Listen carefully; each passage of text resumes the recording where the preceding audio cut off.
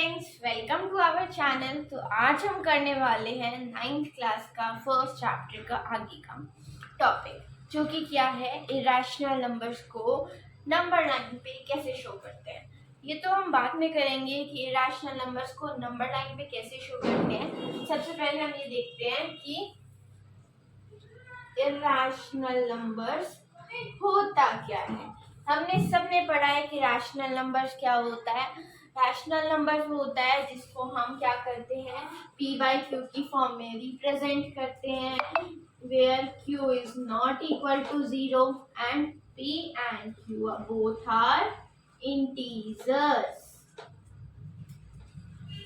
अब मैं एक और प्रॉपर्टी बताऊंगी। ये तो हो गया क्या, रैशनल नंबर्स क्या होता है ना। अब हम आते हैं इरेशनल नंबर्स पे। इरेशनल नंबर्स में ऑब्वियस सी बात है, इसका उल्टा हो जाएगा, जिसको हम p बाई क्यू की फॉर्म में रिप्रेजेंट नहीं कर सकते, where q is equal to 0। हो सकता है p और q इंटीजर्स नहीं होते, है ना। और एक और चीज, अब अगर मैं कहूँ कि √25 रैशनल है या इरेशनल, तो आप क्या कहेंगे। सबसे पहले ये वाली प्रॉपर्टी देखेंगे, p बाई क्यू की फॉर्म में रिप्रेजेंट हो गया, q is not equal to 0 है, p और q क्या है, बोथ इंटीजर। अब √25 क्या इंटीजर है, हमें ये देखना पड़ेगा। तो ये कैसे देखेंगे हम देखेंगे कि रूट के अंदर जो नंबर है, जैसे कि यहाँ रूट के अंदर क्या है, 25। अब क्या 25 एक परफेक्ट स्क्वायर है या नहीं, ये बताएगा कि ये नंबर इंटीजर है या नहीं। क्योंकि अगर ये परफेक्ट स्क्वायर हुआ तो ये बाहर आ जाएगा, अगर ये बाहर आ गया तो इसका रूट हट जाएगा तो ये नंबर बन जाएगा। अब 5 हम इजीली कह सकते हैं कि यस 5 इज एन इंटीजर। तो हमें क्या पता करना पड़ेगा कि रूट के अंदर जो नंबर है बेसिकली वो क्या नहीं होना चाहिए, परफेक्ट स्क्वायर नहीं होना चाहिए। तो ये वो क्या होगा, इरेशनल नंबर्स होगा। अगर वो परफेक्ट स्क्वायर हुआ तो क्या हो जाएगा, वो नंबर बाहर आ जाएगा जिसका वो स्क्वायर होगा, और डिवाइडेड बाय एनीथिंग जो भी होगा एक्सेप्ट 0। तो वो क्या बन जाएगा, वो किसकी कैटेगरी में आ जाएगा, रैशनल नंबर्स की कैटेगरी में आ जाएगा, और इरेशनल नंबर की कैटेगरी से हट जाएगा। तो हम और कुछ एग्जांपल लेते हैं, जैसे कि मैंने लिया √144। अब हम सबको पता है कि ये किसका स्क्वायर होता है, 12 का। तो अब तो ये बाहर आ गया, ये 12/1 बन गया, तो ये क्या हो गया, ये तो रैशनल हो गया, ये तो इरेशनल रहा ही नहीं। अब √9, ये भी किसका होता है, 3 का। 3 का स्क्वायर हो जाता है तो 3/1, ये भी रैशनल हो गया, ये भी रैशनल नहीं रहा। लेकिन अगर हमारे पास आ जाए √2, तो क्या √2 किसी का परफेक्ट स्क्वायर होता है, आंसर इज नो। √2 किसी का भी परफेक्ट स्क्वायर नहीं होता, तो 2 बाहर नहीं आ सकता। तो ये क्या रहेगा, √2 रहेगा, और √2/1 क्या होगा, इरेशनल नंबर होगा। हमें पता चला कि अगर उसके अंदर वाला नंबर परफेक्ट स्क्वायर नहीं होगा तो वो क्या बन जाएगा, वो इरेशनल नंबर बन जाएगा।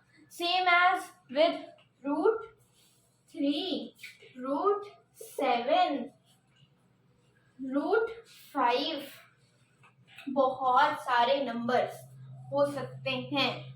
ओके, √23 नहीं है ना, किसी का भी नहीं है परफेक्ट स्क्वायर, है ना। तो ऐसे ही क्या होता है कि जो नंबर उनके परफेक्ट स्क्वायर नहीं होते हैं, जैसे कि यहाँ पे 2 का परफेक्ट स्क्वायर कोई नहीं था, तो हमने क्या किया, वो बाहर नहीं आ सकता था, तो वो किस कैटेगरी में चला गया, इरेशनल नंबर्स की कैटेगरी में चला गया। अब हम देखते हैं कि हम इरेशनल नंबर्स को नंबर लाइन पे कैसे रिप्रेजेंट करते हैं। नंबर लाइन ना बेसिकली क्या होती है, जिसपे हम सारे नंबर्स लोकेट कर सकते हैं except imaginary numbers. Imaginary numbers आप आगे की क्लासेस में पढ़ेंगे, 11th और 12th में पढ़ेंगे इमेजिनरी नंबर्स क्या होते हैं, लेकिन जो सारे रियल नंबर्स होते हैं हम उन्हें रिप्रेजेंट कर सकते हैं नंबर लाइन पे। और रियल नंबर्स को दो पार्ट्स में बाइफरकेट किया जाता है, रैशनल और इरेशनल।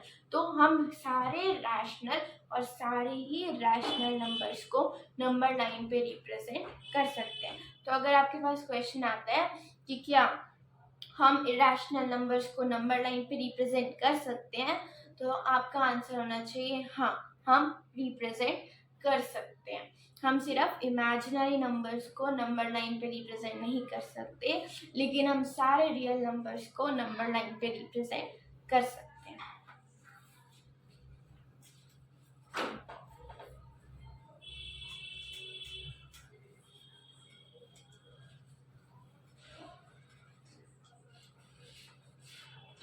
तो अब हमें दिखाना है कि इरेशनल नंबर को नंबर लाइन पे कैसे दिखाते हैं। तो हमने एक इरेशनल नंबर लिया √2, नंबर लाइन बनाई। हमने सबसे पहले क्या करना होता है, 0 1 2 3 एंड अप टू इंफिनिटी, और यहाँ पे -∞। ठीक है, सबसे पहले सिंपल नंबर लाइन बनाई। अब हम क्या करेंगे, √2 निकालना है हमने। तो हम क्या करते हैं, यहाँ पे 1 का गैप लेके हम क्या करेंगे, एक परपेंडिकुलर बनाएंगे।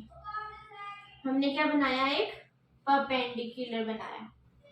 ओके, और फिर क्या किया, हमने यहाँ पे कंपास रखी, हमने यहाँ पे कंपास रखी और 1 सेंटीमीटर खोली और आग लगा दिया। क्या किया, देखो यहाँ पे तो 1 सेंटीमीटर लिया हमने, है ना, 1 सेंटीमीटर, यहाँ पे भी 1 सेंटीमीटर रखी और यहाँ पे आग लगा दी, और फिर क्या किया, इसको ज्वाइन किया। अभी हमारे पास कैसा ट्राइंगल बन गया, राइट एंगल ट्राइंगल, है ना, राइट एंगल ट्राइंगल बन गया। हमने अब यहाँ 1 1 क्यों लिया, क्योंकि हम जब भी इरेशनल नंबर को नंबर लाइन पे रिप्रेजेंट करते हैं तो हम एक थ्योरम का यूज करते हैं जिसको कहते हैं पाइथागोरस थ्योरम। पाइथागोरस थ्योरम क्या कहती है, h² = p² प्लस में b²। ओके, h² प्लस में p² प्लस b²। अब मुझे यहाँ पे क्या चाहिए, √2। अब यहाँ √2 कैसे आएगा, अगर मैं इन सब का स्क्वायर हटा दूं, है ना, क्योंकि यहाँ पे तो स्क्वायर होता है, तो अगर मैं इसका रूट हटा दूं तो यहाँ मुझे क्या चाहिए, 2। और 2 किस कंडीशन में आ सकता है, या तो यहाँ 0 हो, यहाँ 2 हो, या तो यहाँ 2 हो, यहाँ 0 हो, है ना, या तो यहाँ 1 हो और यहाँ 1 हो। अब देखो, अगर मैं इसको 0 लेके करूंगी तो होएगा ही नहीं, क्योंकि कुछ बेस तो होता है ना ट्राइंगल का। अगर मैंने यहाँ पे 0 ले लिया तो भी नहीं बनेगा, क्योंकि कुछ हाइट तो होती है ना ट्राइंगल की। तो हमने कौन सा केस लिया, ये वाला। अब इसका मतलब है कि अगर मैं परपेंडिकुलर भी मान लूं, बेस भी मान लूं, तो मेरा क्या आ जाएगा, हाइपोटेन्यूज 2 आ जाएगी। और फिर हम क्या करते हैं, यहाँ स्क्वायर है तो यहाँ भी स्क्वायर है, तो यहाँ पे स्क्वायर, उधर क्या बन जाएगा, रूट बन जाएगा। तो हमारे पास क्या आ जाएगी, हाइपोटेन्यूज √2 आ जाएगी, जो कि हमें चाहिए, है ना। तो P1 का मतलब है परपेंडिकुलर हाइट कितनी चाहिए, 1। बेस 1 का मतलब क्या है, बेस कितना चाहिए, 1। तो हमने P भी 1 ले लिया, बेस भी 1 ले लिया, ये क्या निकल गया, √2। फिर हम क्या करते हैं, यहाँ पे कंपास रखते हैं और ऐसे ऐसे ऐसे ऐसे ऐसे करके यहाँ पे लाइन बनाता है और हमारा ये क्या आ जाता है, √2। हमने क्या किया, नंबर लाइन पे √2 को रिप्रेजेंट किया by the help of Pythagoras theorem, h square is equals to p square plus में b स्क्वायर।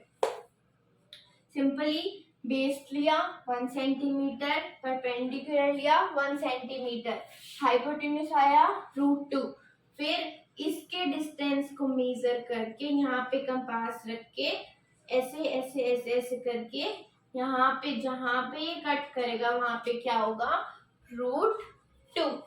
अगर सेम चीज हमें क्या बनानी हो, हमें बनाना हो √3, क्या बनाना हो √3, इसमें भी क्या लगानी है पाइथागोरस थ्योरम, है ना, पाइथागोरस थ्योरम लगानी है हमें। तो हम क्या ले सकते हैं, अब देखो अगर मैं 0 + 3 3 + 0 है ना, आप सोचेंगे 1 + 2 या 2 + 1, लेकिन हमें इससे भी आगे सोचना है। क्यों, हम क्या करते हैं इनका स्क्वायर करते हैं ना, तभी तो वहां पे पाइथागोरस थ्योरम क्या कहती है h square equals to p square plus में b स्क्वायर, है ना। तो जब हम इनका यहाँ ये दोनों कंडीशन तो फेल हो जाएंगी, क्योंकि हम ना बेस को 0 कर सकते ना परपेंडिकुलर हाइट को 0 कर सकते। अगर हम ये वाला केस लेते हैं तो ये यहाँ पे क्या शो करेगा कि 2 + 1, हम यहाँ पे इसका स्क्वायर करेंगे तो 1 ही आएगा, लेकिन अगर इसका स्क्वायर कर देंगे तो 4 आ जाएगा और इनका टोटल तो 5 आ जाएगा। इससे तो √5 की वैल्यू निकलेगी, लेकिन √3 तो आया ही नहीं इससे। सेम विद दिस केस, है ना। तो हम क्या सोचेंगे कि अगर मैं √2 का स्क्वायर प्लस 1 का स्क्वायर करती हूँ तो आ सकता है क्या, क्या आ सकता है 3 √3, क्योंकि इसके स्क्वायर से तो ये कट जाएगा, 2 + 1 क्या आ गया 3 आ गया, जिसका यहाँ पे रूट स्क्वायर हट के क्या लग जाएगा रूट लग जाएगा, तो क्या आ जाएगा √3 आ जाएगा। तो √3 को हम कैसे रिप्रेजेंट करेंगे, ऐसे। तो हमने क्या लिया √2 को क्या लिया यहाँ पे बेस लिया।